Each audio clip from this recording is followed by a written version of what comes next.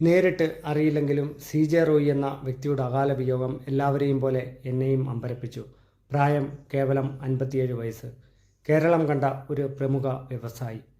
കാര്യങ്ങൾ മുൻകൂട്ടി വിലയിരുത്തി തീരുമാനങ്ങൾ എടുക്കാനുള്ള കഴിവ്, നേതൃത്വ പാടവത്തിൽ മികവ് തെളിയിച്ച വ്യക്തിത്വം. ഇന്ത്യയിലും വിദേശത്തും അറിയപ്പെടുന്ന ബിസിനസ് സാമ്രാജ്യത്തിൻ്റെ അധിപൻ. അശരണർക്ക് കൈത്താങ്ങായ മനുഷ്യൻ. ഏകദേശം 9,000 കോടി രൂപയോളം ആസ്തി. അങ്ങനെ എല്ലാം നേടിയെടുത്ത ഒരാൾ. സെൽഫ് റെസ്പെക്ട് മുഖമുദ്ര ആക്കിയതിനാലാണോ ഈ മനുഷ്യന് റെയ്ഡ് അപമാനമായി തോന്നിയത്, തുടർന്ന് ആത്മഹത്യയിലേക്ക് നയിച്ചത്? അതോ താൻ കെട്ടിപ്പൊക്കിയ സാമ്രാജ്യത്തിന് വിള്ളൽ വീണു തുടങ്ങി എന്ന ബോധ്യമോ? ആ രഹസ്യങ്ങളുടെ ചുരുൾ അഴിഞ്ഞതിനാലോ? എന്തായാലും സ്വയം ഇല്ലാതാകുന്നത് ഒന്നിനും ഒരു പരിഹാരമല്ലല്ലോ.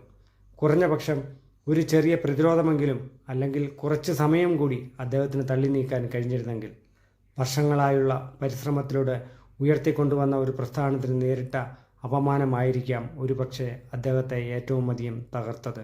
എല്ലാം തകർന്ന് തരിപ്പണമായെന്ന് തോന്നിയ ആ ദുർബല നിമിഷത്തിൽ, സമ്മർദ്ദങ്ങളെ കൈകാര്യം ചെയ്യാനുള്ള വിവേകം ഒരു നിമിഷം കൈവിട്ടപ്പോൾ നെഞ്ചു തുളച്ചത് വെടിയുണ്ടകൾ. ലോകത്തിൻ്റെ വിവിധ ഭാഗങ്ങളിൽ സാമ്രാജ്യം കെട്ടിപ്പൊക്കിയ ഒരാൾക്ക് സമ്മർദ്ദങ്ങളെ അതിജീവിക്കാൻ കഴിയാതെ പോയി എന്നത് നമ്മളൊക്കെയും ഓർക്കേണ്ട ഒരു വലിയ പാഠം തന്നെയാണ്. ബിസിനസ്സിൻ്റെ ഭാഗമായി തെറ്റുകുറ്റങ്ങൾ ഉണ്ടായിരുന്നെങ്കിൽ അതിനുള്ള വില നൽകി പ്രസ്ഥാനത്തെ മുന്നോട്ട് നയിക്കേണ്ടത് തന്നെയായിരുന്നു. പെർഫെക്റ്റ് ആണെന്ന് ഒരു മനുഷ്യനും അവകാശപ്പെടാൻ കഴിയുമെന്ന് എനിക്ക് തോന്നുന്നില്ല, അല്ലേ? തെറ്റുകൾ മനസ്സിലാക്കിയ അല്ലെങ്കിൽ പിടിക്കപ്പെട്ട സാഹചര്യത്തിൽ പല പ്രമുഖരും തെറ്റുകൾക്ക് പ്രായശ്ചിത്തം ചെയ്ത് അവരുടെ ബിസിനസ് സാമ്രാജ്യം മുന്നോട്ട് നയിക്കുന്നതിൻ്റെ ഉദാഹരണങ്ങൾ ഒത്തിരിയുണ്ട് നമുക്ക് മുന്നിൽ.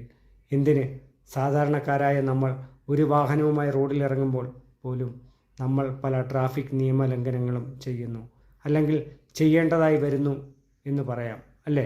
ചിലത് സാഹചര്യങ്ങളുടെ സമ്മർദ്ദം കൊണ്ട്, അല്ലെങ്കിൽ ചുറ്റുപാടുകളുടെ പ്രേരണയാൽ. അതിനൊക്കെ പിഴ ഒടുക്കി പരിഹാരം കാണാൻ നിയമവ്യവസ്ഥകൾ നമ്മെ അനുവദിക്കുന്നുമുണ്ട്.